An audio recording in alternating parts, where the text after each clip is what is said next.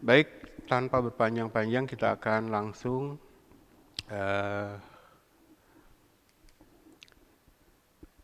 lanjutkan pelajaran kita. Betul ya, jadi minggu lalu kita sudah sampai ke ini. Ada gerakan atau ajaran gnostik yang mencoba menyusup ke tengah-tengah gereja Tuhan di abad pertama, gereja mula-mula, saat para rasul menggembalakan gereja Tuhan ya. Salah satunya Rasul Yohanes. Nah, ketika Yohanes menuliskan suratnya yang pertama, ini yang dilawan ya, gerakan gnostik ini. Dan kita sudah sedikit menyinggung gerakan gnostik ini minggu yang lalu bahwa mereka tidak percaya ya bahwa Yesus yang adalah Allah berinkarnasi menjadi manusia. Firman itu menjadi daging ya. Karena mereka memiliki ajaran pegangan bahwa ini esensi dari gerakan gnostik atau ajaran gnostik bahwa yang namanya material itu terpisah dengan yang imaterial ya. Jadi yang tubuh jasmani badani ini terpisah dengan roh. Itu yang disebut saya sebut minggu lalu dikotomi atau dualisme ya. Jadi mereka memisahkan ini kedua unsur ini dari satu pribadi manusia, di mana mereka berkata bahwa yang material ini tubuh jasmani itu jahat secara intrinsik, bawaannya dosa lah, naturnya dosa. Sementara yang roh itu murni. Nah, ketika tubuh jasmani ini, karena mereka memisahkan keduanya, ketika tubuh jasmani ini melakukan kecemaran, dosa katakanlah dalam kehidupan sehari-hari, tidak mempengaruhi roh. Roh tetap murni ya. Makanya mereka tidak percaya kalau Yesus yang adalah Allah, yang adalah roh, yang adalah suci murni, kemudian menjelma menjadi daging manusia ya, karena itu pemisahan itu. Nah, implikasi dari ajaran ini terhadap kehidupan jemaat adalah jemaat menjalani kehidupan kekristenan, tapi di sisi lain kalau mereka menerima ajaran gnostik ini, mereka tidak menghindari dosa, tidak melawan dosa gitu kan. Ya mereka masih mengakrabi dosa. Hidup masih dalam dosa karena mereka memiliki pemahaman itu. Yang berbuat dosa hanya daging saya, lahiriah saya, tidak mempengaruhi keadaan roh saya yang murni, gitu ya. Nah, jelas ini bertentangan dengan firman kan, kalau kita baca surat Roma aja pasal 6, dikatakan Rasul Paulus dengan gaya bahasa retoriknya berkata, jadi bagaimana? Apakah kita yang sudah diselamatkan Allah, yang sudah dilahirkan kembali, akan bertekun dalam dosa? Kan? Paulus suka kan memakai gaya bahasa retorik bertanya, tapi jawabannya jelas, tentu saja tidak ya. Karena setelah kita dibangkitkan bersama Yesus, kita dibangkitkan menjadi ciptaan baru, manusia baru. Yang lama sudah dikubur ketika kita mati bersama dengan Yesus. Itulah manusia lama kita, itulah hubungan kita dengan dosa, putus hubungan selamanya. Kita sudah mati terhadap dosa. Sekarang kita hidup bagi Kristus. Jadi orang yang sudah dilahirkan kembali, Kristen benar, orang percaya benar tuh dalam status kondisi seperti itu. Mati terhadap dosa, hidup bagi Kristus. Jadi nggak mungkin dia bisa menerima juga ajaran gnostik ini ya. Jadi nggak kompatibel, nggak matching kata anak muda sekarang. Bahkan bertentangan ya. Nah, ini bahaya yang dihadapi oleh gereja mula-mula, jemaat gereja mula-mula. Nah, kemarin saya singgung bahwa sebenarnya esensi yang coba dilancarkan iblis lewat ajaran gnostik di abad pertama ini kan 11-12 dengan teologi kemakmuran yang coba disusukan ke dalam gereja oleh guru-guru palsu ini ya. Karena esensinya kan sama. Selamat pagi, silakan duduk. Puji Tuhan. Karena kan esensinya sama, teologi kemakmuran dengan ajaran gnostik ini. Membuat orang Kristen merasa yakin pasti masuk surga, tapi itu tidak dibaringnya dengan gaya hidup menjaga menjauhi dari dosa ya. Jadi esensinya sama gitu. Kita diajarkan untuk terlena dengan kehidupan duniawi, tidak mengekang keinginan daging, nafsu keduniawian kita. Tapi sementara itu guru-guru palsu teologi kemakmuran ini mengajarkan bahwa kematian Yesus sudah memastikan kita masuk surga. Jadi nangkep ya, esensinya sama kan? Gnostik sama teologi kemakmuran. Nanti kita akan lihat lebih jauh tentang hal ini. Jadi yang baru datang jangan khawatir, baru mulai. Jadi kemarin kita sampai sini ya, mengenali musuhnya gereja yaitu ajaran palsu yang dihadapi oleh gereja Tuhan di bawah kepemimpinan Rasul Yohanes. Makanya Rasul Yohanes menuliskan surat 1 Yohanes ya, memperingatkan kepada jemaat bahwa ajaran Gnostik yang menentang inkarnasi Yesus adalah salah ya. Kita akan lanjutkan ya. Berikutnya. Rasul Yohanes yang secara pribadi telah melihat dengan mata, menyaksikan, bahkan meraba dengan tangan pribadi Yesus, dengan demikian menjadi saksi hidup Allah yang berinkarnasi, berulang kali mengutuk ajaran Gnostik yang mencoba membuat bingung dan menyesatkan jemaat mula-mula. Jadi Rasul Yohanes menjadi saksi hidup karena kenapa? Dia sempat hidup bersama-sama dengan Tuhan Yesus ya.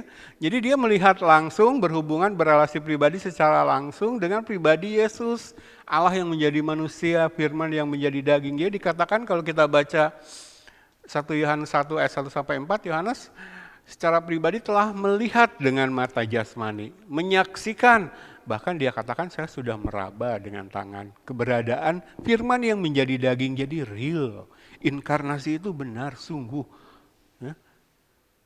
Allah yang adalah firman yang kekal itu menjadi manusia, menjadi daging. Bahkan kalau kita baca Injil Yohanes itu kan Yohanes menggambarkan dirinya sebagai murid yang dikasihi Tuhan. Sempat menyenderkan kepalanya di bahu Yesus. Jadi ketika dia mendapatkan serangan yang mencoba menyusup ke dalam gereja yang mengatakan bahwa inkarnasi itu tidak mungkin, Allah menjadi manusia itu tidak mungkin gitu kan. Yesus itu adalah Allah yang menjadi manusia itu tidak mungkin. Loh, tidak mungkin bagaimana? Saya sudah merabanya secara langsung gitu ya. Jadi Yohanes bisa melawan ajaran Gnostik ini karena dia memiliki relasi pribadi dengan Yesus ya. Nah, itu sebenarnya konsep atau prinsip yang berlaku bagi kita. Kita akan bisa mengenali ajaran yang salah, khususnya teologi kemakmuran ini, ketika kita dekat dengan Yesus, ketika kita hidup tekun dalam pengajaran firman, tahu pasti ajaran Alkitab itu yang benar seperti apa. Jadi ketika guru palsu ini naik mimbar, mencoba memberitakan Injil kemakmuran di zaman sekarang ya, karena kita bersekutu dalam persekutuan relasi yang tekun ya, setia dengan Yesus, tahu benar, sudah merelakan diri, memberi diri diperlengkapi dengan kebenaran firman, langsung tahu. Maka kita akan menjadi jemaat yang berdaya seperti contoh kita kemarin jemaat di Efesus ya, Wahyu pasal yang kedua. Mereka berani menguji orang-orang yang mengaku rasul, mereka berani menguji mereka lalu mendapati bahwa mereka adalah pendusta. Sekali lagi kerinduan saya sebagai gembala tuh memiliki jemaat yang seperti itu ya. Jadi berani ketika melihat guru-guru palsu ini. Sampai minggu kemarin kan kita belajar terakhir apa? Berani konfrontasi dengan mereka. Nyatakan mereka salah. Sebut nama mereka di depan umum. Saya selalu bilang kalau ngobrol dengan orang-orang, kalau saja zaman Rasul Yohanes sudah ada multimedia, sudah ada internet, pasti Yohanes melakukan hal yang sama dengan kita. Tampilkan gambarnya di layar. Biar semua orang tahu. Kan perintah Alkitab ya, konfrontasi dengan mereka secara demikian. Biar orang lain yang mencoba mengikuti jejak langkahnya, memberitakan Injil yang lain, Injil palsu. Khususnya dalam konteks sekarang yang paling laku adalah Injil kemakmuran, Injil kesembuhan, Injil sosial, dan sebagainya Injil yang lain yang bukan Injil Kristus. Supaya mereka yang coba-coba mengikuti langkah mereka diingatkan paling tidak ya. Oke. Nah, jadi ini coba kita baca ya, 1 Yohanes pasal yang keempat ayat 1 sampai 3.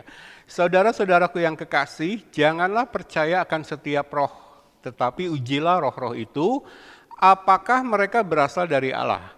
Sebab banyak nabi-nabi palsu yang telah muncul dan pergi ke seluruh dunia.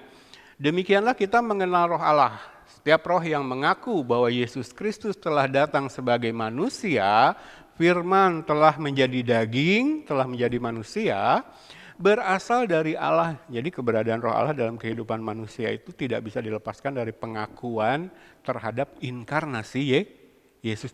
Maka guru-guru palsu yang mengajarkan gnostik di abad pertama ini karena mereka menolak inkarnasi Allah yang menjadi manusia, otomatis dalam diri mereka tidak ada roh Allah ya. Kan begitu kan mengenali. Jadi kita bisa melihat kalau konteks zaman sekarang, orang-orang yang persisten mengajarkan teologi kemakmuran yang jelas-jelas bertentangan dengan Alkitab, kita bisa memastikan loh berdasarkan ayat ini bahwa dalam diri mereka sebenarnya tidak ada roh kudus. Walaupun mereka mengklaim, walaupun mereka begitu tekun dan rajin di mimbar, sikiara baba baba baba baba. Kalau dalam diri mereka tidak ada roh kudus, lalu ketika mereka sikiara baba baba, bahasa roh apa itu? Nah udah tahu jawabannya ya, nggak usah disebutkan. Yang jelas bukan roh kudus ya. Jadi setiap roh yang mengaku bahwa Yesus Kristus telah datang sebagai manusia berasal dari Allah. Dan setiap roh yang tidak mengaku Yesus tidak berasal dari Allah.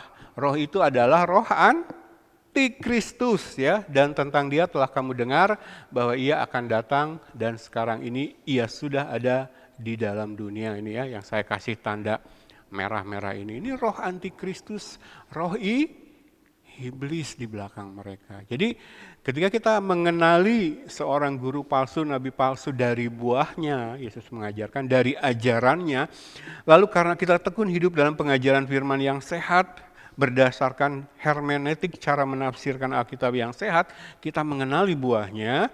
Nah ayat ini menegaskan kalau ajarannya buahnya salah, bertentangan dengan Alkitab, maka di belakang mereka bukan roh Allah, bukan roh kudus, tapi roh antikristus. Nah, dikatakan tentang antikristus ini telah kamu dengar bahwa ia akan datang dan sekarang ini ia sudah ada di dalam dunia. Bagaimana? Katanya akan datang tapi sudah ada di dalam dunia.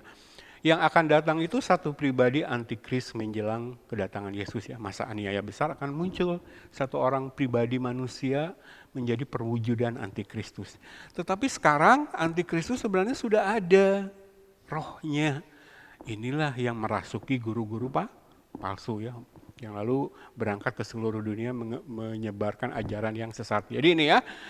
Jadi ini nabi palsu, guru palsu. Nah, dia tidak mengakui Yesus Kristus. Nah, dalam konteks kehidupan gereja mula-mula zamannya Rasul Yohanes ini, mereka tidak mengakui inkarnasi. Tapi dalam konteks sekarang, tidak mengakui Yesus itu bukan berarti dari mulutnya. Oh, dari mulutnya mereka bilang Yesus. Sekali khotbah bisa puluhan kali mereka menyebut nama Yesus itu. Mereka bisa mengklaim mereka beriman kepada Yesus.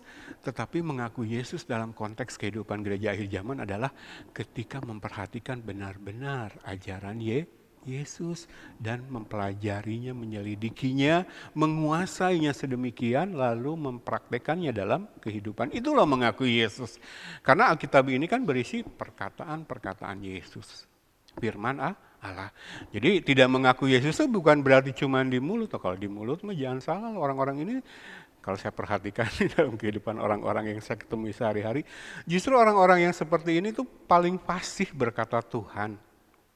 Betul apa betul? Saya lihat kalau dia bercakap-cakap di medsos tuh gampang banget keluar kata Tuhan. Udahlah percaya sama Tuhan. Gitu kan? Ya semua kehendak Tuhan gitu. Tapi mereka memperkatakan Tuhan itu dalam konteks iman Kristen yang salah. Coba kalau saya ada di hadapan mereka. Yang dimaksud kamu percaya Yesus itu apa sih? Percaya Tuhan tuh yang kamu katakan di medsos? Pasti dia nggak ngerti. Ya. Jadi mengaku tidak mengaku Yesus itu bukan sekedar di mulut. Kalau semua yang ngaku Kristen ya ngaku lah Yesus Tuhan. Tapi mengaku Yesus Tuhan tuh dalam keseluruhan hidup kita. Yaitu rela mengambil posisi syakah pros kuneo ya. Suka-sukanya Tuhan. Oke lanjut ya. Jadi ini ya di belakang mereka jelas ya. Ini poin pertama, Yohanes tahu pasti kebenaran sehingga mampu mengenali ketidakbenaran. Dan sebagai orang kudusnya Allah ia tidak bisa berpangku tangan. Itu ya, ini yang atas.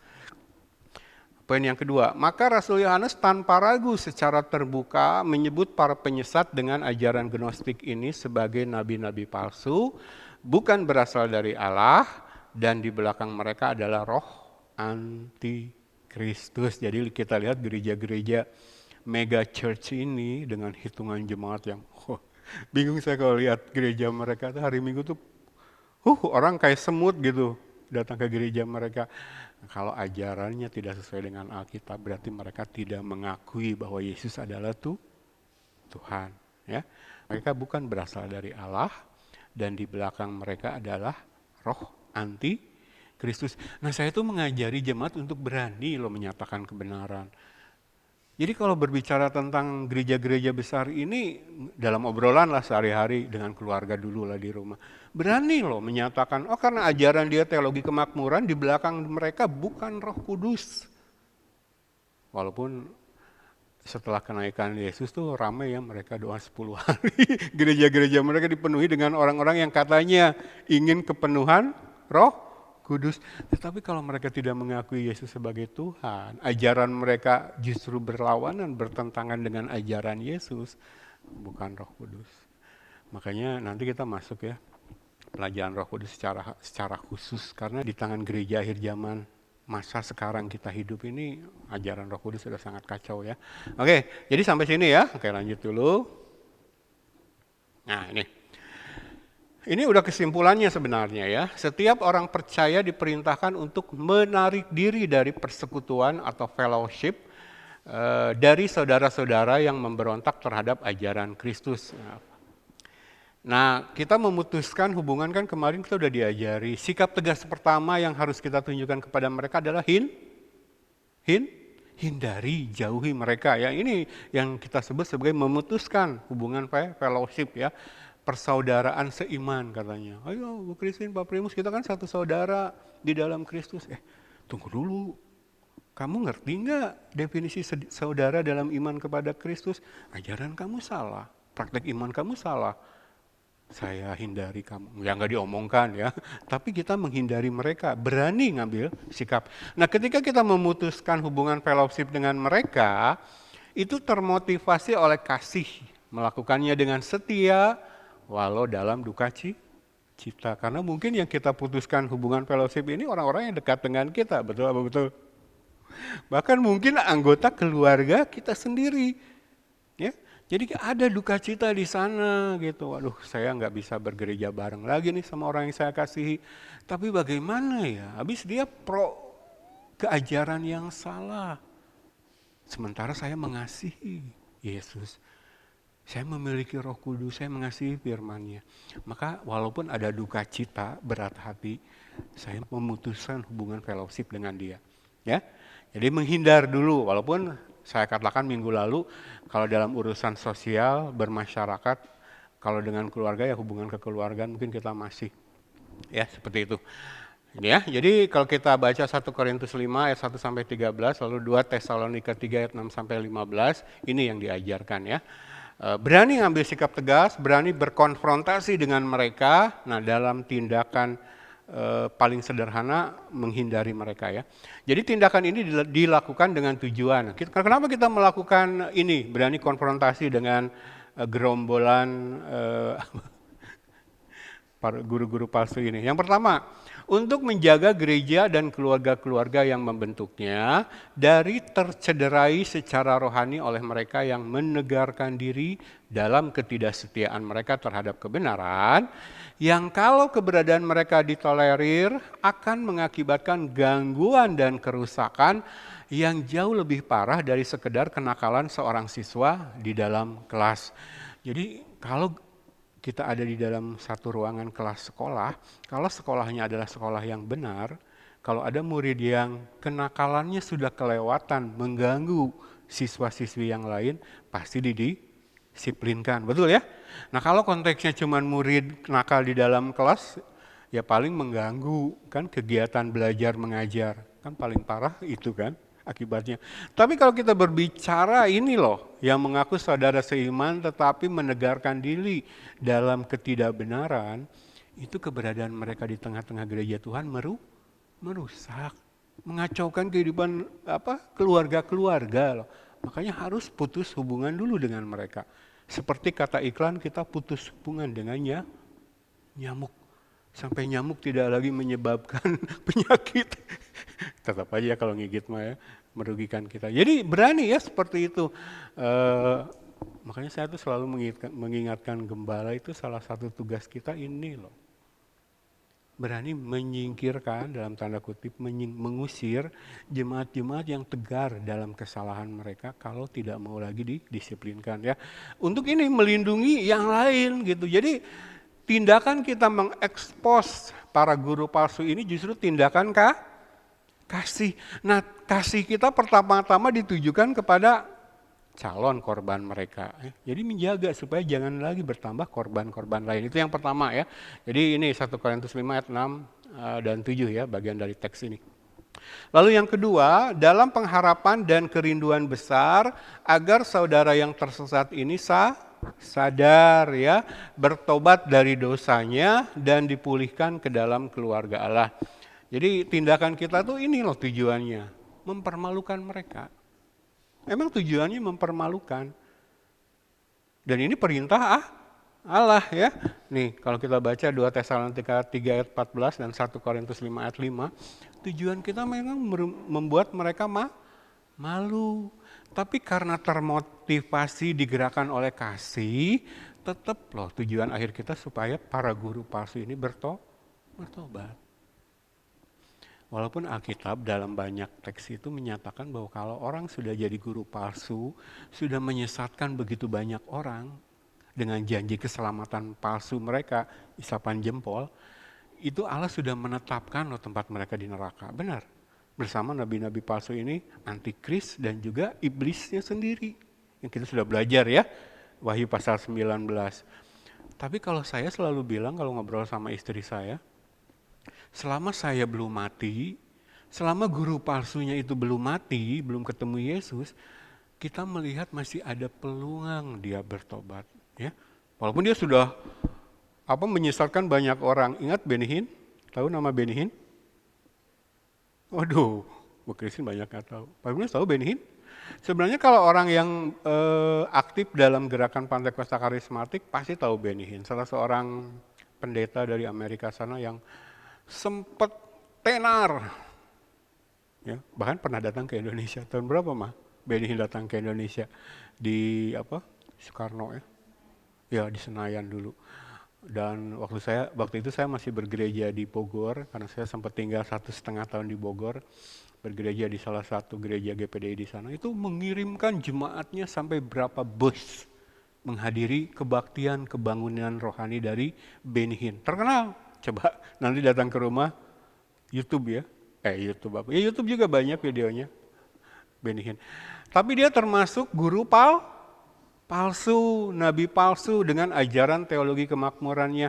Dan dia sudah berkeliling ke seluruh dunia mengadakan KKR lalu diberitakan oleh media massa sukses.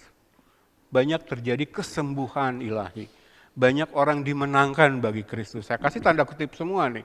Karena lewat ajaran yang salah, itu nggak dibawa kepada Kristus yang benar ya sebenarnya. Nah dia dalam hidupnya sudah banyak menyesatkan orang di seluruh dunia. Karena dia laku ya. Dan salah satu informasi yang saya sempat terima karena dia sempat berkunjung ke Indonesia, Benny Hinn ini udah termasuk pendeta kelas atas lah. Jadi kalau kita mengundang dia itu ada syarat. Hotelnya nggak mau hotel melati, nggak mau hotel ecek-ecek. Tapi minta bintang 7, pusing-pusing sekalian. Jadi dia kemana-mana kabarnya menggunakan jet pribadi karena kekayaannya luar biasa ya. Jadi dia menipu untuk mengambil keuntungan ya. Surat Petrus itu kita baca, pasti motivasinya di balik itu. Kalau di belakang dia adalah nafsu duniawi, lalu roh antikristus, jangan percaya kalau dia katakan semua bagi kemuliaan Allah. Bohong gitu ya. Sekali lagi, Benny Hinn seperti itu ya. Jadi setelah kejahatan yang dilakukannya di hadapan Tuhan sedemikian besar pun, bahkan seorang Benny Hinn pun yang telah menyesatkan mungkin jutaan orang di seluruh dunia, kalau dia belum mati, saya secara pribadi selalu bilang ke istri saya, selalu ada kesempatan bertobat loh. Jadi Bapak Dr. Rubin Adi Abraham, walaupun mungkin sekian tahun Bapak dalam pelayanan sudah menyesatkan banyak orang, dengan ajaran isapan jempol Bapak, teologi kemakmuran, sebelum Bapak ketemu Yesus secara pribadi, ada kesempatan bertobat. Dan ini kita suarakan kepada semua guru-guru palsu. Ya, ini cuma contoh aja satu ya. Ini loh, karena kita digerakkan oleh kasih. Nah, kalau dalam hidup kita ada roh Allah, roh kudus, pasti kerinduan kita sama dengan Allah, sama dengan Yesus yang tidak menghendaki seorang pun binasa. Ingat loh. Ya. Jadi kalau Dani kelihatan galak ketika tema-tema khotbahnya seperti ini, tetap motivasinya kasih. Ya, lanjut.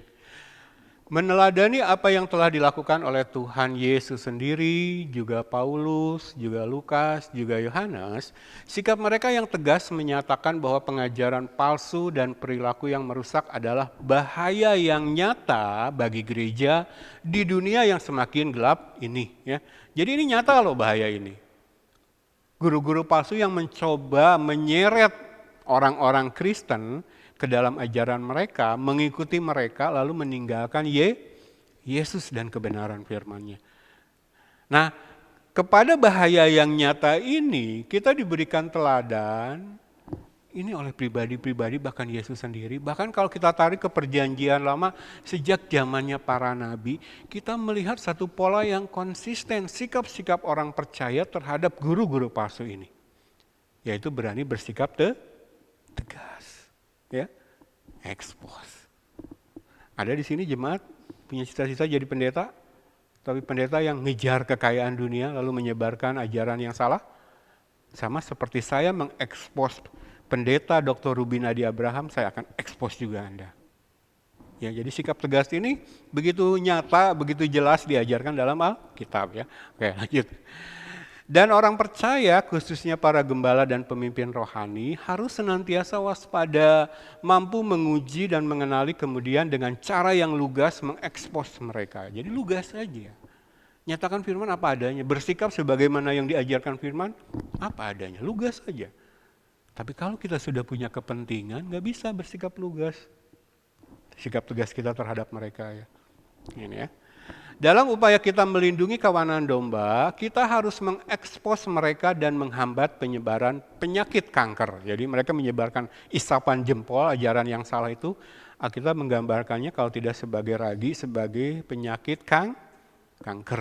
Menjalarnya itu nggak kelihatan, diam-diam, tapi mematikan ya. Tegas saja, lugas saja kita. Okay. Jadi kalau kita kembali ke teks yang dipakai oleh mereka sebagai senjata untuk mengatakan bahwa kita tidak boleh mengekspos guru-guru palsu ini, tidak boleh mempermalukan mereka di depan umum ya. Kita sudah baca ayatnya minggu lalu. Sebenarnya kalau kita baca secara kontekstual, itu tidak berkata tentang itu. Kita tidak boleh menghakimi sebelum waktunya katanya. Betul kan? Kita sudah baca ayatnya minggu lalu. Kapan waktunya itu? Ketika Yesus sudah datang. Biarkan Yesus sendiri ketika dia datang kali yang kedua menghakimi mereka karena hanya Yesus yang bisa melihat hati orang. Itu betul. Tapi kalau kita baca ayat itu secara kontekstual, sebenarnya konteksnya bukan menghakimi ke situ. Ya, saya ceritakan sedikit konteksnya. Jadi ayat itu muncul karena di jemaat Korintus terjadi pepecahan. Jemaat-jemaat terbagi ke dalam kelompok-kelompok yang sebagian mendukung Kefas, Petrus, sebagian mendukung Paulus, lalu sebagian mendukung Apolos. Jadi terjadi perpecahan karena mereka saling mengunggulkan, saling mengagung-agungkan, mengidolakan guru-guru menurut favorit mereka. Nah, Paulus katakan nggak boleh. Itu yang dimaksud menghakimi di teks Alkitab itu. Nggak boleh kamu membeda-bedakan. Jadi misalkan Bu Christine sama Pak Primus kebetulan pro-nya mengidolakannya Apolos. Wah, ini yang terbaik lah dari seluruh pendeta yang ada zaman itu ya di gereja Korintus. Dia lebih baik lah. Wah, saya emang nggak mau ngikutin Paulus sama Kefas atau Petrus, saya emang Apolos pokoknya. Nah, mereka ketika pro kepada satu hamba Tuhan tertentu itu melakukannya karena penghakiman yang salah. Itu yang dimaksud penghakiman di situ. Konteksnya ya. Jadi jangan kamu menghakimi seperti itu, membeda-bedakan kami yang sebenarnya tujuannya sama. Makanya kalau kita ikuti ceritanya Apolos, setelah dia melayani di Korintus, lalu dia pergi dari Korintus, dia nggak mau balik lagi ke sana. Karena dia menghindari gitu orang-orang yang mengidolakan dia, terjadi perpecahan karena itu tidak sesuai dengan firman. Jadi itu loh. Jemaat Korintus memakai penghakiman, penilaian, cara menguji yang salah, sehingga mereka kemudian mengidolakan satu pendeta tertentu. Nah sekarang kan kalau kita bicara dalam tradisi Pantekosta karismatik kan begitu kan. Pelayanan saya loh, sejak aktif sebagai pendeta di GPDI ya, Pantekosta. Orang-orang tuh begitu mengidolakan satu pendeta tertentu, senior misalkan, sampai luar biasa. Kalau pendeta idola saya sudah berkata A, ada yang mengajarkan lain, yang lain itu pasti salah. Tapi dia tidak menguji, tidak menghakimi secara benar ketika dia memutuskan untuk fanatik terhadap satu pendeta tertentu. Makanya kalau kita lihat gereja-gereja karismatik kan begitu kan jemaatnya. Fanatik banget terhadap gembalanya, terhadap gerejanya, bukan lagi fanatik kepada Yesus dan firman-Nya, sehingga tidak berani menguji. Memang sengaja tidak diajarkan oleh gembalanya.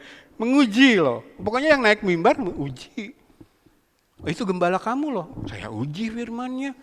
Loh, jemaat di Berea aja kisah Rasul pasal 17, Paulus lah yang naik mimbar.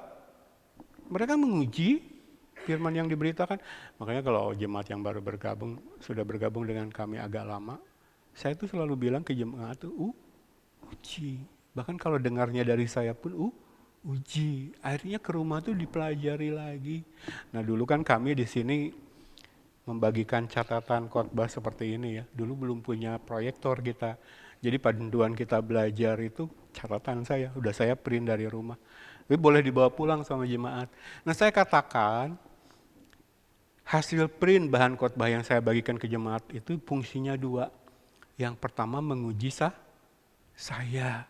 Bahan untuk belajar sendiri di rumah. Nah kalau suami istri asik tuh. Ayo Pak, khotbahnya si Om Dhani nih. Nah sekarang kan ada videonya ya, sudah nggak catatan lagi.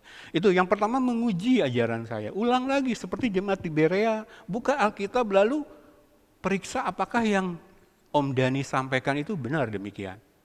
Lalu yang kedua, untuk menguji ajaran lain di luar sana. Jadi ketika saya membagikan catatan ini, saya katakan kepada jemaat, kalau jemaat sempat mendengar dari pengkhotbah lain ajaran yang berbeda dari yang kita pelajari, saya katakan catat, di catatan ini tambahkan.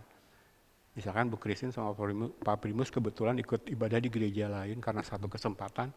Kebetulan pengkhotbahnya membahas tentang hal yang pernah kita pelajari di sini dan mendapati bahwa itu berbeda. Nah saya katakan coba ingat-ingat esensinya lalu tuliskan. Tambahkan di catatan yang saya kasih kepada jemaat. Nah jangan dulu menjudge mereka salah. Kita harus menjudge salah benar itu berdasarkan pengujian ya. Nggak asal tuduh sesat-sesat orang. Nah nanti setelah itu laporkan kepada saya. Lalu kita akan bahas itu. Mungkin kalau perlu kita mengadakan kelas khusus. Berapa kali pertemuan untuk membahas perbedaan ini. Untuk kita menemukan yang benar mereka atau kita. Ini selalu begitu ya kehidupan, selalu menguji ya. Jangan anti menguji. Nah, jadi menghakimi di situ konteksnya adalah itu ya dalam konteks perpecahan jemaat Korintus karena masing-masing mengidolakan pendetanya masing-masing. Nah itu jadi yang dikatakan jangan menghakimi sebelum waktunya itu jangan menghakimi seperti itu. Cara menghakimi kamu salah gitu ya, seperti itu ya. Oke. Jadi penghakiman hati adalah haknya Tuhan dan ia pasti akan melakukannya nanti. Jadi nanti saja katanya penghakiman ketika Yesus datang betul. Yang akan melakukan penghakiman yang paling akhir, yang benar-benar penghakiman adalah Tuhan Yesus. Karena Yesus bisa melihat hati orang. Ya. Tetapi bukan berarti kita yang hidup zaman sekarang tidak boleh menguji mereka. Khususnya guru-guru palsu. Karena kita sudah belajar banyak sejak minggu lalu. Begitu banyak ayatnya yang mengajarkan sikap tegas kita terhadap mereka. Kan? Hindari mereka, expose mereka, sebut mereka serigala-serigala buas, ganas. Betul kan? Bahkan sebut namanya jangan ragu. Kan kalau yang menghakimi hati cuma Yesus yang bisa. Betul ya? Cuman Allah yang tahu isi hati. Tetapi kan Yesus pernah berkata bahwa apa yang ada dalam hatimu meluap lewat perkataan dan tindakan. Itu Yesus katakan terhadap orang-orang Farisi dan ahli-ahli Taurat. Jadi kalau orang-orang Farisi dan ahli-ahli Taurat zamannya Yesus mengajarkan ragi, ajaran yang salah, Yesus katakan itu meluap dari hati. Jadi yang bisa menghakimi isi hati Yesus, nanti itu Yesus lakukan. Tetapi yang muncul dari hati kita bisa lihat. Nah itu tugas gereja, khususnya pemimpin rohani yang melakukan penghakiman terhadap itu. Nah Yesus kan sudah bilang, lihat nabi-nabi palsu ini, nilai mereka dari buahnya, ajarannya, gitu ya. Jadi kita jelas sekarang ya, ayat yang dijadikan mereka dasar untuk jangan mengekspos mereka, jangan menjelek-jelekan mereka. Itu justru sekarang oleh hermeneutik yang benar, yang melihat konteks. Jadi ngambil ayat tuh, lihat ayat sebelumnya, sesudahnya. Kita tahu sekarang bahwa ayat itu tidak ditujukan seperti itu ya. Jadi ayat itu justru berkata dalam konteks perpecahan yang terjadi di jemaat Korintus karena mengidolakan pendeta masing-masing. Seperti ini ya. Oke, baca dulu. Tetapi saat ini, jadi menghakimi hati itu hanya Yesus yang bisa melakukan. Tetapi saat ini, sebagaimana ayat-ayat sebelumnya menyatakan, kita diharapkan mampu mencermati dan mengenali para guru palsu ini dari apa yang mereka ucapkan, apa yang mereka tuliskan, dan bagaimana perilaku mereka dalam terang kebenaran firman yang kita pelajari secara sehat menurut hermeneutik yang sehat. Ketika apa yang keluar dari mulut mereka tidak alkitabiah, ketika apa yang mereka tulis di blog, artikel di media massa, atau buku yang diterbitkan tidak alkitabiah, ajaran yang menyimpang dan menghancurkan, atau bahkan yang mereka lakukan dan praktekkan tidak alkitabiah, kita diperintahkan untuk mencermati dan menguji semua itu dan tidak berpangku tangan. Ya. Jadi kita bisa lihat dari ajaran mereka, apa yang mereka tulis, apa yang mereka omongkan, bahkan apa yang mereka lakukan, kita bisa lihat bahwa mereka salah, tidak alkitabiah, bertentangan dengan ajaran firman yang benar. Nah kalau kita melihat itu, seperti Rasul Yohanes, Yesus, Paulus, Lukas, tidak berpangku tangan, tetapi berani konfrontasi dengan mereka ya. Kita diperintahkan untuk mengekspos kesesatan, tugas kita loh. Sekali lagi ya. Orang benar yang mengasihi Yesus dan firman-Nya diperintahkan untuk mengekspos ketidakbenaran. Kita baca ayatnya ya, Efesus 5:11. Janganlah turut mengambil bagian dalam perbuatan-perbuatan kegelapan yang tidak berbuahkan apa-apa, tetapi sebaliknya telanjangilah perbuatan-perbuatan itu. Jadi kalau tindakan awal menghindari mereka, tindakan berikutnya kita diperintahkan untuk menelanjangi. Ngerti kan ungkapan dalam bahasa Indonesia artinya menelanjangi? Mengekspos kepada umum siapa mereka sebenarnya. Itu loh menelanjangi. Jadi mereka kalau menampilkan diri, mencitrakan diri hamba Tuhan. Apalagi lewat penampilan mereka yang seperti domba. Padahal sebenarnya mereka serigala buas dan ganas. Yang dimaksud telanjangi ini mengatakan kepada publik, kepada umum bahwa mereka serigala. Dari mana kita menyatakan itu? Dari ajarannya ya. Jadi pertama kita jangan turut mengambil bagian dalam perbuatan-perbuatan kegelapan mereka. Jangan terlibat sedikit apapun dengan apa yang mereka ajarkan. Ya. Hindari, jauhi, jangan bergaul dengan mereka. Jangan mau kalau diajak makan bersama mereka. Saya sudah belajar minggu lalu ya, ingat? Jangan menerima mereka di rumahmu, bahkan jangan ucapkan salam kepada mereka. Kalau itu ada kaitannya dengan tindakan mereka yang berperilaku sebagai serigala buas dan ganasnya. Jadi jangan turut mengambil bagian dalam perbuatan-perbuatan kegelapan yang tidak berbuahkan apa-apa. Firman sudah tegaskan loh. Perbuatan yang bertentangan, ajaran yang bertentangan, dan praktek hidupnya yang bertentangan dengan kebenaran firman dalam Alkitab tidak menghasilkan buah apa-apa. Tapi buah ini secara rohani. Buah itu kan diharapkan dari yang namanya pohon. Kalau Pak Primus nanam satu pohon sudah bertahun-tahun Pak, dengan telaten, dikasih pupuk, dipelihara, disirami tiap hari, tapi nggak keluar buah-buah, akan sama sikapnya seperti Yesus. Tebang lalu bakar. Jadi Allah mengharapkan dari gereja dan umatnya itu buah, tapi secara rohani. Nah, ajaran yang menyimpang yang dibawa oleh serigala-serigala buas dan ganas ini, firman katakan dengan tegas tidak berbuahkan apa-apa secara rohani. Makanya kalau kita orientasi sebagai Kristen hanya melihat yang lahiriah, mereka berbuah loh. Lihat gereja mereka, saya lihat fotonya gereja Rubinadi Abraham, karena saya kan sedang mempelajari dia. Sudah lihat fotonya? Coba lihat di internet, di tengah-tengah satu kompleks di Bandung. Saya lihat fotonya dari udara.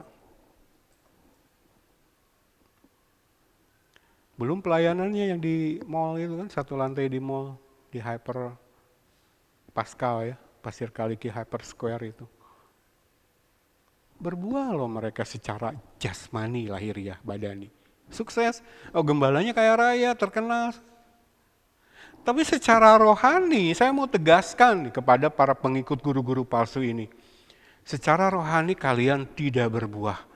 Dan ketika Yesus datang nanti, Yesus mengharapkan buah dari kalian. Kalian tidak menghasilkan yang baik di hadapan Allah.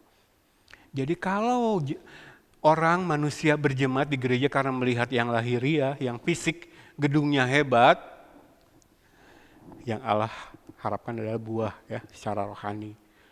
Pertumbuhan kedewasaan rohani, kemampuan menguji segala sesuatu, kecintaan kita terhadap hal-hal yang rohani, kemuliaan Allah, kekudusan Allah, kebenaran firman-Nya, pengenalan akan Allah. Sampai mana kamu di situ? Jadi secara jasmani mereka berbuah. Bapak Rubinadi Abraham tiap minggu kebayang nggak dapat berkat uang dari jemaatnya berapa? Ya. Lakukan sensor terhadap mereka, ajaran mereka ya. Yang salah bilang salah, tunjukkan bahwa mereka salah. Itu arti kata telanjangilah ya. Elenko ya, to confute, to argue, to deny, to disprove, to dispute, menyangkal, menyatakan bahwa itu salah secara terang-terangan. Kalau berani, ayo ketemu dengan saya. Pak Rubinadi Abraham, Bapak yang ke Cilengsi atau undang saya ke Bandung. Boleh bentuk tim ahli-ahli teologi, doktor-doktor kumpulkan. Saya bilang ke istri, seorang diri pun saya berani menghadapi Anda. Menyatakan, menelanjangi ajaran Anda salah. Berani saya. Tapi motivasi yang menggerakkan kasih bertobat loh Pak. Sebelum Bapak dipanggil Tuhan, janganlah orang-orang pendeta-pendeta yang mengajarkan ajaran sesat ini, serigala-serigala buas dan ganas ini, ketika mereka mati lalu bilang, pulang ke rumah Bapak di sorga. Murah banget rumah Bapak di sorga. Itu hak kita loh, orang-orang yang dekat dengan Allah, mencintai Allah dan firman-Nya. Lalu serigala buas dan ganas ketika mati mereka dibilang apa? Sudah kembali ke rumah Bapak di sorga. Bapaknya yang mana dulu? Yesus katakan kepada mereka, Bapak kamu adalah iblis. Bapak segala penipu. Hati-hati loh. Ini ya, elenko. Ingat loh kata-kata. Makanya saya katakan ke istri, kenapa saya suka melihat kata aslinya? Karena itu mengingatkan saya kepada esensi ajaran firman. Jadi kalau ingat menelanjangi di Efesus 5 ayat 11, elenko bahasa Yunaninya. Telanjangi. Berani ya. Melawan mereka. Oke. Nah, sebenarnya kan sikap kita yang berani menelanjangi mereka, konfrontasi dengan mereka, karena setelah kita nilai dari buahnya, ajarannya ternyata sesat, salah, itu kan berangkat dari hidup yang ini loh. Kitanya harus di sini dulu. Ini ya, teks utamanya. Ini kita pelajari sebenarnya hari Jumat, Bapak dan Ibu, Jumat kemarin. Tapi kalau yang belum sempat karena satu hal yang lain nggak apa-apa. Jumat depan kita lanjutkan. Tapi Jumat kemarin kita sudah bahas gambar ini, bagan ini. Jadi yang pertama ini ya, kita ambil dari 1 Tesalonika 5 ayat 19 sampai 22. Jangan padamkan roh, jangan anggap rendah nubuatan. Lalu dengan bekal itu ujilah segala sesuatu, pegang yang baik, jauhkan diri dari yang jahat. Ini sudah saya gambarkan di papan tulis, saya bikin ya. Nah dalam proses inilah kita dikuduskan seluruhnya, roh, jiwa, tubuh terpelihara sempurna, tak bercacat pada kedatangan Kristus. Allah yang memanggil akan menggenapi. Jadi kalau kita Kristennya benar, sudah dilahirkan kembali, Allah mengerjakan ini dalam kehidupan kita. Kita dijadikan pribadi-pribadi yang seperti ini, tidak memadamkan roh, tidak menganggap rendah nubuatan. Nubuatan di sini firman ya. Bagi kita ini yang tertulis dalam Alkitab. Jadi tidak memadamkan roh sama tidak menganggap rendah firman itu bekal kita untuk bisa menguji segala sesuatu. Dan sikap yang mampu tidak memadamkan roh dan tidak menganggap rendah nubuatan itu tidak bisa dilakukan manusia berdosa. Itu bukan bawaan natur alamiahnya manusia berdosa.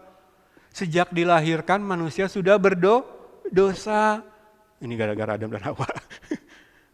Daud katakan sejak dalam kandungan ibuku aku sudah dikandung dalam dosa. Secara natur manusia dilahirkan dalam keberdosaan. Putus hubungan dari Allah, mati secara rohani. Nah kalau orang sudah dalam keadaan begitu tidak memiliki sikap ini.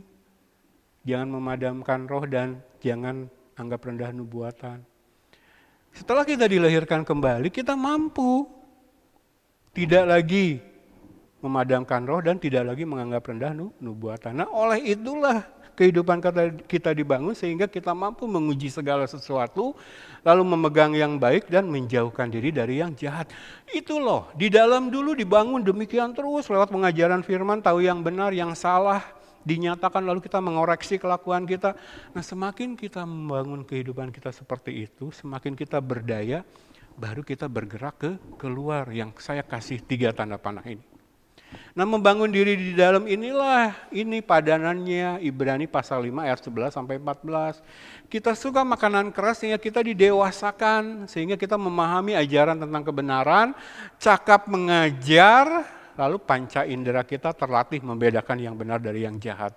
Mengenali buah-buah dari serigala-serigala yang buas dan ganas. Barulah setelah diri kita dibangun, kita bergerak keluar. Itu tugas kita loh. Cirinya orang sudah dilahirkan kembali, Kristennya benar dan sudah memberi rela diri dibangun oleh kebenaran firman dan Roh Kudus. Dan di sini kita akan banyak mengalami sakit, sangkal diri, pikul salib. Ketika kita rela diri kita dibangun. Nah, ketika kita sudah berdaya, kuasa roh dan firman itu nyata dalam hidup kita, barulah kita bergerak keluar. Nah, 3 ini yang kita bergerak keluar, kita sudah pelajari, ini sekilas saja ya. Pertama berapologetik, 1 Petrus 3, 15-16. Ini pembelaan iman. Sekarang kan lagi rame orang-orang muslim mendemo kedutaan besar India. Tahu kenapa? Karena salah seorang pejabat India dianggap menghina nabi mereka. Membela iman. Jadi cara orang muslim sebagian membela iman seperti itu. Tapi kita berapologetik membela iman tidak seperti itu.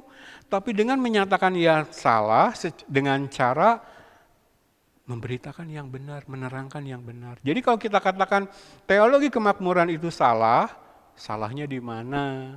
Lalu yang benar menurut Alkitab seperti apa? Jelaskan itu. Itu cara kita membela iman ya. Jadi kita sekali lagi tidak turun ke jalan, tidak demo, tidak bikin keributan, apalagi bakar-bakar dan sebagainya.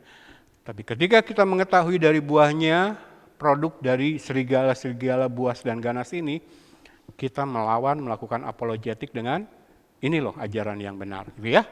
Yang pertama, lalu yang kedua menyatakan yang salah. 2 Timotius 4 ayat 2 dengan jelas mengatakan nyatakan apa yang salah. Tegur, nasihati dengan segala kesabaran dan pengajaran. Lalu yang ketiga, berperkara. Jadi orang Kristen yang benar itu harus nyari gara-gara di luar sana. Harus nyari-nyari perkara dengan orang. Apalagi dengan sesama Kristen loh. Tapi mencari gara-gara berperkaranya itu bukan berkelahi, bukan berantem.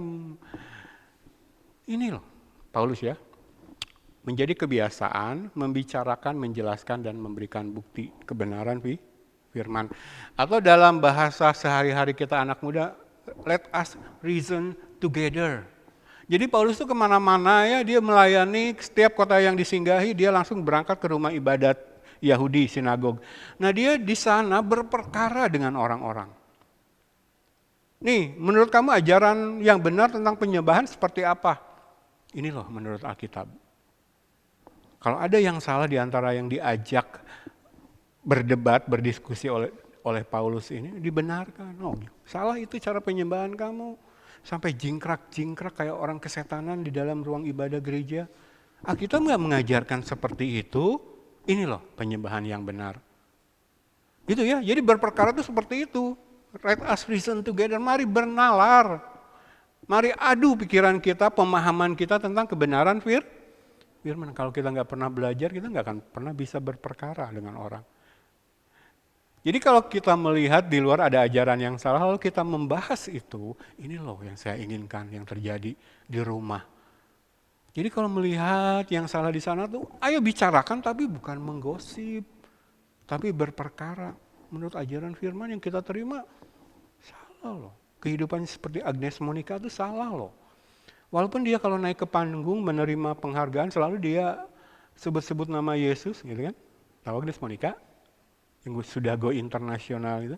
Kan kalau dia naik ke panggung itu kan terima kasih kepada Tuhan Yesus. Kristen tuh nggak cuma diukur dari situ loh. Tadi kan kita sudah bahas. Mengakui Yesus Tuhan itu bukan sekedar di mulut. Lihat gaya hidupnya sekarang.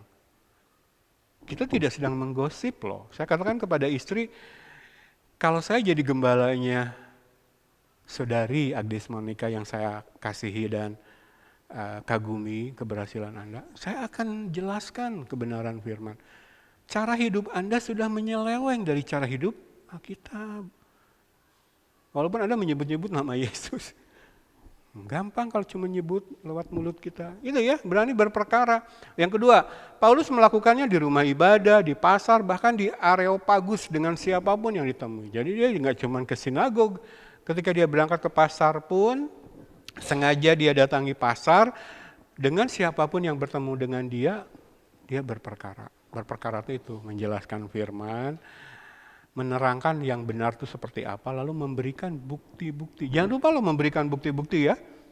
Jadi reason together berperkara ini harus selalu menyertakan bukti-bukti dari Alkitab. Saya tuh selalu ngajarin ke jemaat seperti ini dari awal. Kalau menanyakan sesuatu kepada seorang pendeta yang aku pendeta, jangan terima jawaban begitu saja. Jadi pendeta ini ngejawab, gini. Sudah aja kita terima, jangan. Tuntut dia berperkara, memberikan bukti. Misalkan nanya kepada pendeta, sebenarnya jadi gay itu dosa enggak menurut Alkitab? Lalu dia menjawab. Nah ketika dia menjawab, kejar. Maaf Pak Pendeta, Ibu Pendeta, buktinya mana? Dasar Alkitabiahnya mana? Ayatnya mana? Karena kalau kita terima jawaban begitu saja, keenakan para pendeta ini. Suka ngarang. Bahkan dalam konseling keluarga loh. Ya, jemaatnya datang konseling gitu, ada masalah dalam rumah tangga keluarganya. Dia lalu nyerocos saja menjawab. Dasar Alkitabnya mana? Berani lah, harus berani ngejar. Tante, Om, mana? Ayo, saya catat nih. Saya mau menguji lagi di rumah. Bahkan saya mau bahas ini dengan Om Dani. Gembala saya di gereja. Kalau jemaat saya bisa begitu, ya harus disertai bukti-bukti. Yang ketiga, nah hasil dari sikap gembalanya hamba Tuhannya seperti ini, seperti Paulus berperkara terus, maka kita lihat ini semua ada di Kisah Rasul pasal 17 ya, sempat baca di rumah coba.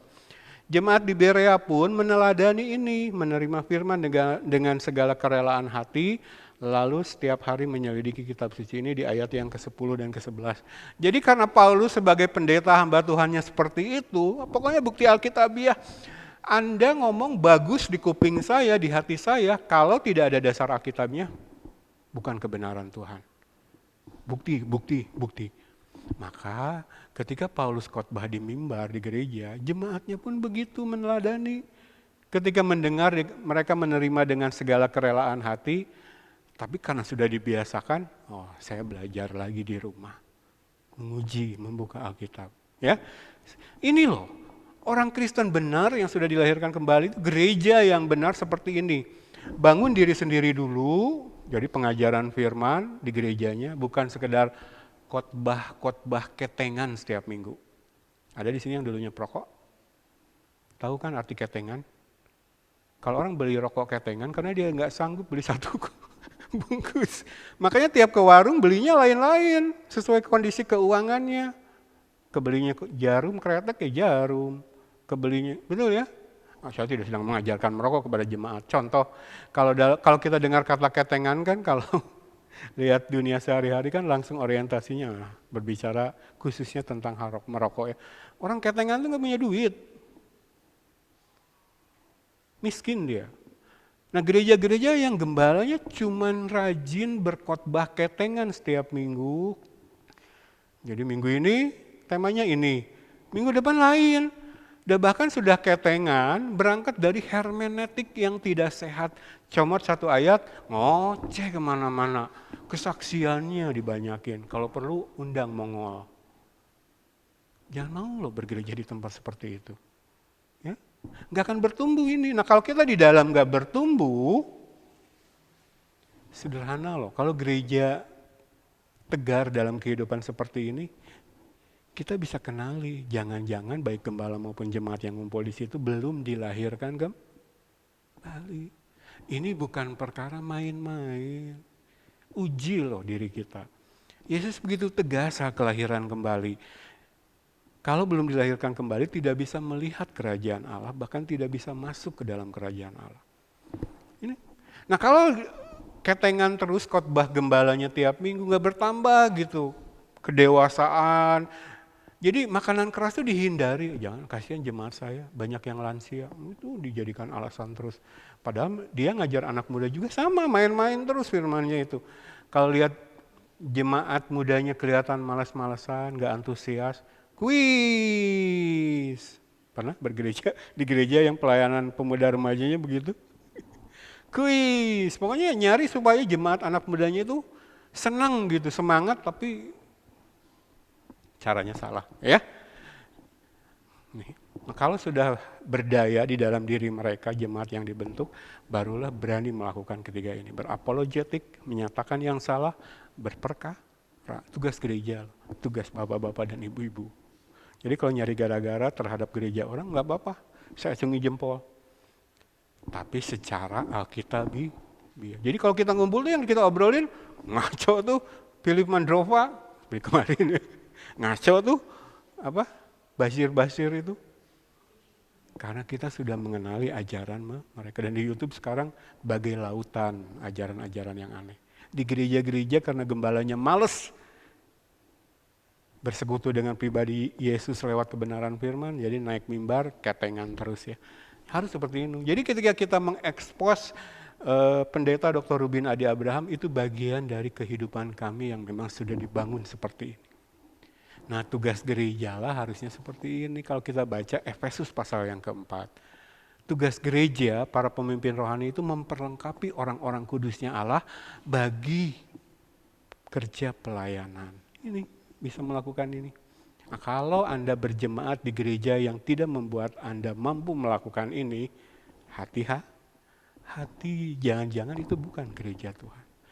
Coba baca lagi Efesus pasal yang keempat. Ini saya tujukan terutama buat pemimpin-pemimpin rohani ya. Jemaat juga harus tahu, tugas gereja itu gembala itu ini, membuat kita seperti ini, membuat setiap jemaat bahkan yang dianggap terbodoh sekalipun di dalam ruangan jemaat. Lansia katanya. Kalau dari awal sudah diajari benar tuh bisa loh. Ya? Atau yang pendidikannya rendah, dianggap rendah gitu. Jangan gembala tuh pakai excuse terus loh, pakai dalih alasan terus untuk menghindari pengajaran firman yang sehat, sistematis, didasarkan dari hermeneutik yang sehat. Oke lanjut. Jam berapa mah? Ini ya. Ini hari Jumat besok, saya kasih lihat saja gambarnya dulu. Jadi tugas gereja ini loh, ini Efesus pasal yang keempat. Jadi kalau yang barusan itu kotaknya ini saya taruh di tengah, ini tugas gereja. Supaya jemaat berdaya, bahkan jemaat diperlengkapi dengan selengkap senjata Allah itu ketika gereja tekun melakukan ini. Kalau enggak tuh terseret oleh serigala-serigala buas. Nanti kita bahas hari Jumat ini.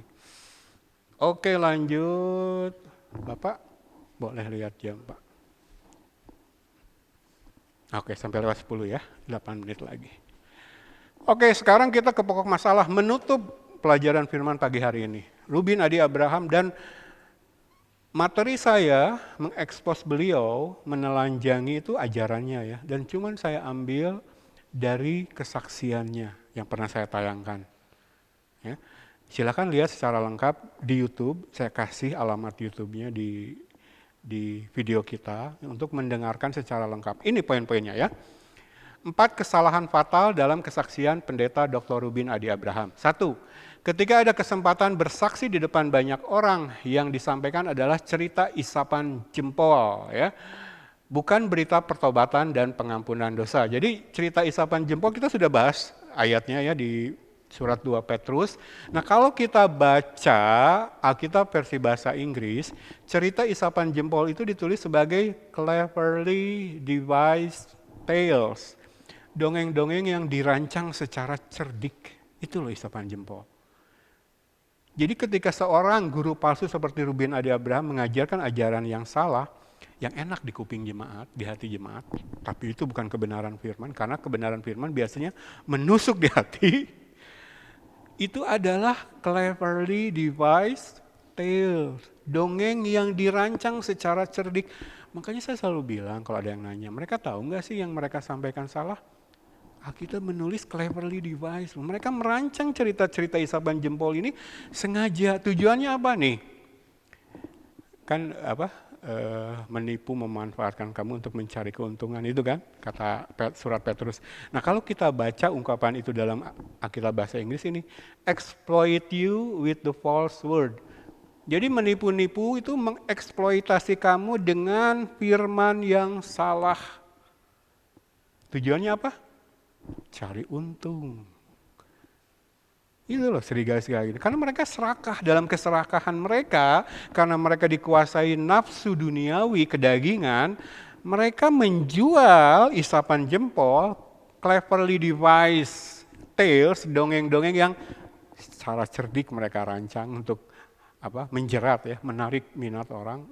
Khotbahnya enak di kuping, kan? Tapi kemudian menjerat, tapi mengeksploitasi. Itu ya, yang pertama.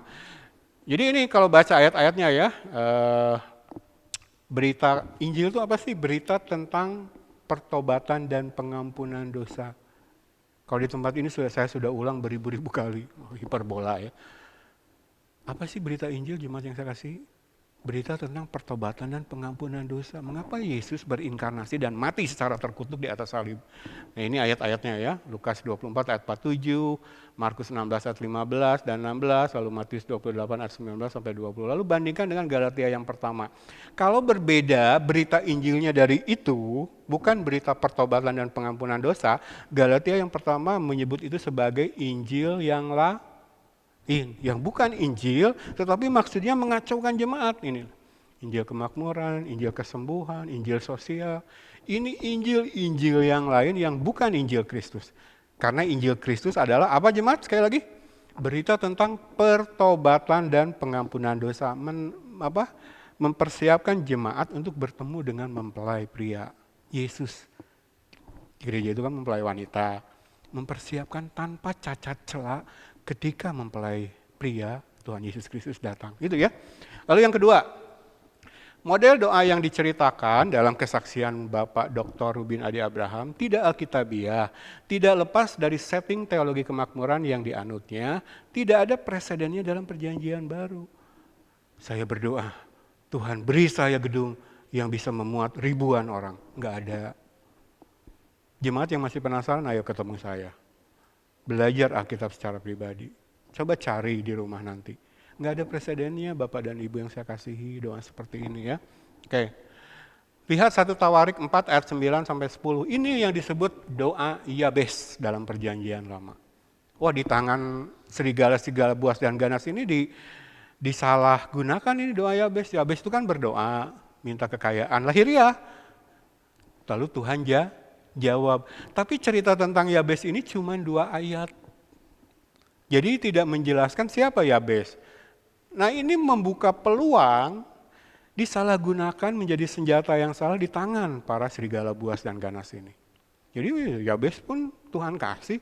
Padahal kalau kita pelajari secara, kita di tempat ini sudah belajar. Nanti saya share lagi bahan pelajaran tentang cara menafsirkan doa Yabes yang benar. Itu ya. Lalu ini Markus 11 ayat 23 apa isinya? Kamu punya iman sebesar biji sesawi pun asal tidak bimbang, katakan kepada gunung pindah, maka gunung itu akan pindah. Oh, minta mobil apa Pak yang paling mahal sekarang? Lamborghini, kamu dapatkan itu. Padahal konteks ayat ini bukan itu ya. Lalu Yohanes 4 ayat 13, Yohanes 14 ayat 13, 14 ayat 13. Ayat ini berkata apa? Yesus berkata, apa yang kamu minta dalam namaku, aku akan melakukannya. Baca dulu ayat sebelumnya dari ayat pertama dong. Kalau cuma ngutip ayat ini, tapi mereka salah gunakan. Jadi mereka tekun memakai hermeneutik atau cara menafsirkan Alkitab yang salah. Comot-comot satu ayat. Nah, coba bayangkan seorang Dr. Rubin Adi Abraham, doktor, Bun, masih melakukan kesalahan yang sama. Comot satu ayat. Oke ya? Ini ya dari perjanjian lama, dari perjanjian baru yang disalahkan karena keluar konteks ayat-ayat. Lalu doa yang diajarkan Yesus loh yang benar. Ini doa Bapa kami. Ketika meminta hal lahiriah, Yesus ajarkan kita berdoa apa? Beri kami makanan kami hari ini Itu mereka ajarkan ini enggak ya? Mereka kan ngajarkannya. Gunung pun pindah, minta apa? Lamborghini, Porsche, rumah 16 lantai dengan lift sekalian.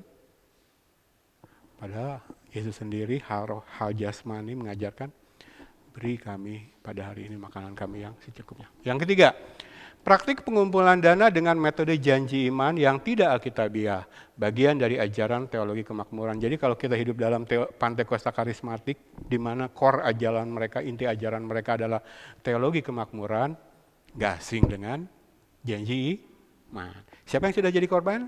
Saya ngecung duluan. Dan saya itu udah merasakan loh, duduk di tengah-tengah jemaat ketika gembalanya khotbah tentang janji iman. Itu ayat yang dipakai nggak konteks semua. Dan jemaat disudutkan kepada posisi nggak enak loh. Langsung kan dibagikan kertasnya.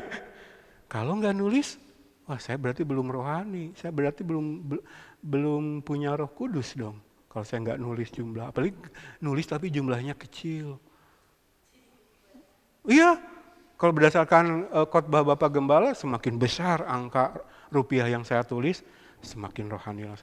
Tapi kalau yang nggak punya jemaatnya, yang kebetulan duduknya di sebelah saya, bingung loh mereka terima kertas ini setelah mendengar khotbah yang nggak konteks itu. Jebak loh, mengeksploitasi jemaat.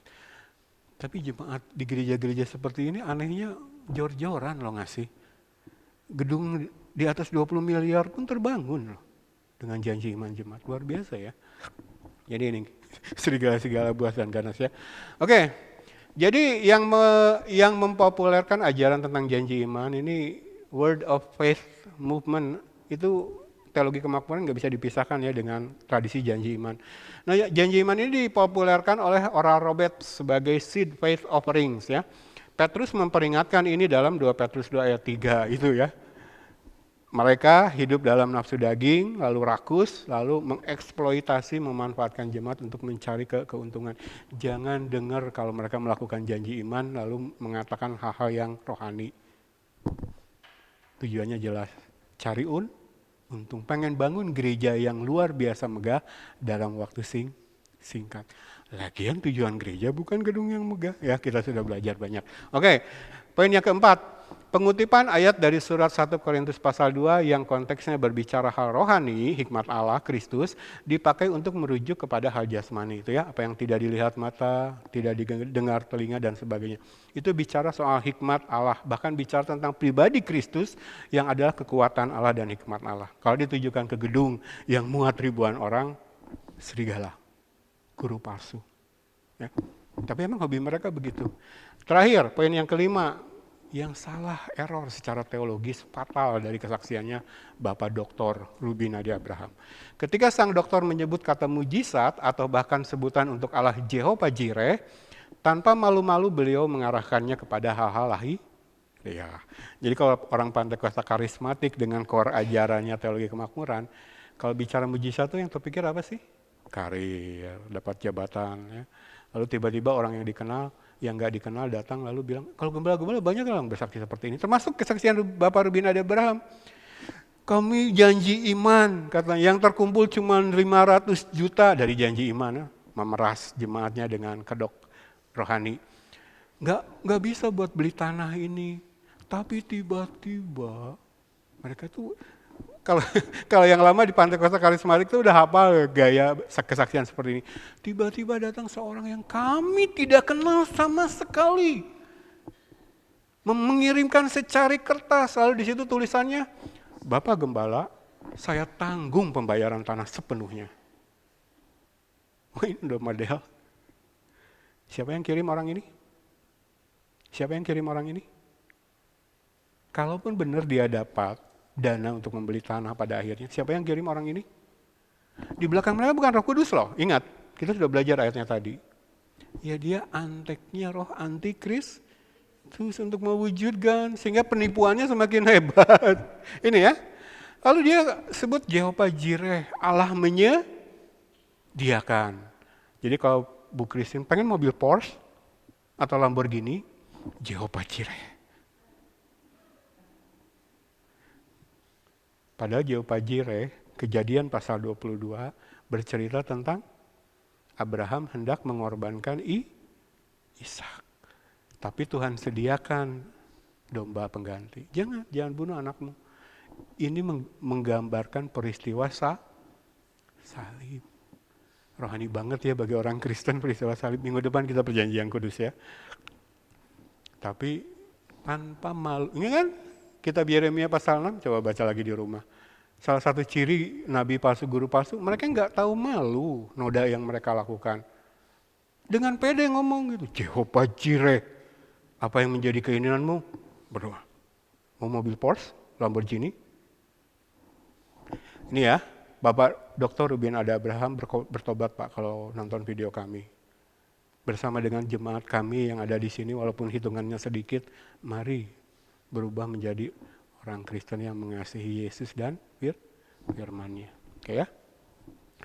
Nah sampai sini dulu, berarti harus ada bagian yang ketiga minggu depan, karena bagian ketiga besok saya akan mencoba mengulas sedikit tentang 5 kesalahan fatal Injil Kemakmuran atau teologi kemakmuran. Seperti yang diajarkan dan dipraktekkan oleh Pendeta Dr. Ruben Ada Abraham. Jadi karena ajarannya salah, maka perilaku, perbuatannya pun salah. Apa perbuatannya yang salah yang kita tangkap dari kesaksiannya? Praktek janji iman. Salah ya, nggak ada alkitabiahnya. Bahkan persepuluhan pun sebenarnya sudah tidak diajarkan di bawah perjanjian baru di dalam Kristus. Tapi orang sekarang masih maksa-maksa persepuluhan ya. Di tempat ini kami tidak akan maksa-maksa jemaat memberi dalam bentuk persepuluhan.